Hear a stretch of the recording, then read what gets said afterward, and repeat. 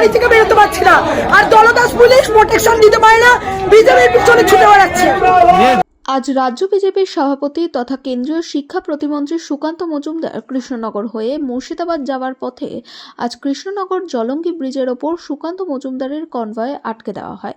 Krishnanagar police প্রশাসনের পক্ষ থেকে এরপর কৃষ্ণনগর হাইরোডে রাস্তার ওপরে বসে পড়ে অবস্থান প্রতিবাদ বিক্ষোভ দেখায়। সুকান্ত মজুমদার সহ নদিয়া উত্তর সাংগঠনিক বিজেপির কর্মীবৃন্দ সহ বহু নেতৃত্ববৃন্দরা এরপর প্রতিবাদ বিক্ষোভের জেরে বেশ কিছুক্ষণ যান চলাচল কার্যত অবরুদ্ধ হয়ে পড়ে।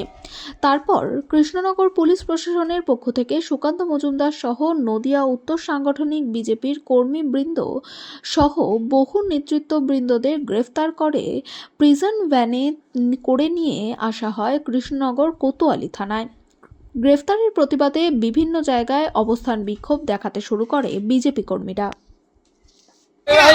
আমাদেরকে এখান থেকে গ্রেফতার করে নিয়ে যাচ্ছে। কোথায় নিয়ে যাচ্ছে আমরা জানি না, কোথায় নিয়ে যাচ্ছে। 163 ধারা এখানে নেই, তবুও পুলিশ আমাদেরকে 163 ধারা ভাঙার জন্য আমাদেরকে এখান থেকে গ্রেফতার করবে। আমরা গণতান্ত্রিক পদ্ধতিতে আন্দোলন করবো। অলরেডি আমরা নদিয়া জেলায় বিভিন্ন জায়গায় রাস্তা অবরোধ করতে পেরেছি।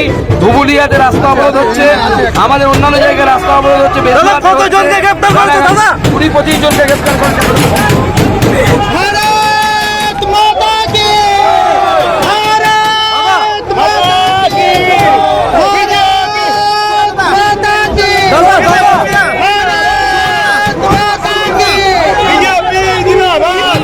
পুলিশ সম্পূর্ণভাবে বেআইনি ভাবে আমাদের গ্রেফতার করে নিয়ে গেছে। আমরা নদিয়া জেলায় বিভিন্ন জায়গায় আমাদের কর্মীরা পথ অবরোধ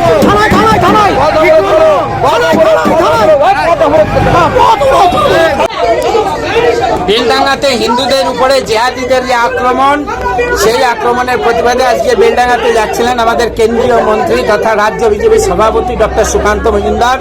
তাকে অন্যায়ভাবে জলঙ্গি ব্রিজের উপরে গ্রেপ্তার করা হয়েছে।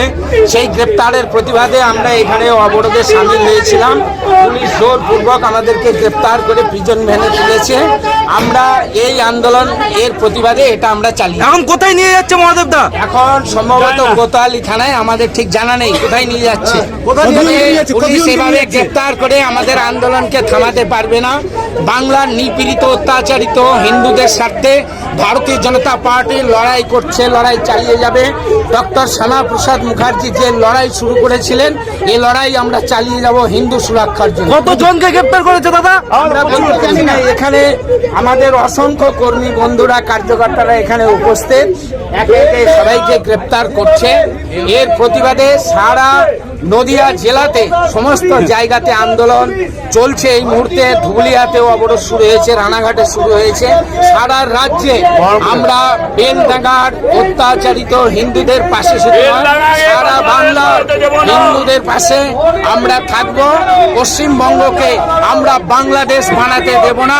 এখানকার জেহাদিদের বিরুদ্ধে আমাদের এই আন্দোলন চলবে, তৃণমূলের বিরুদ্ধে আমাদের এই আন্দোলন চলবে।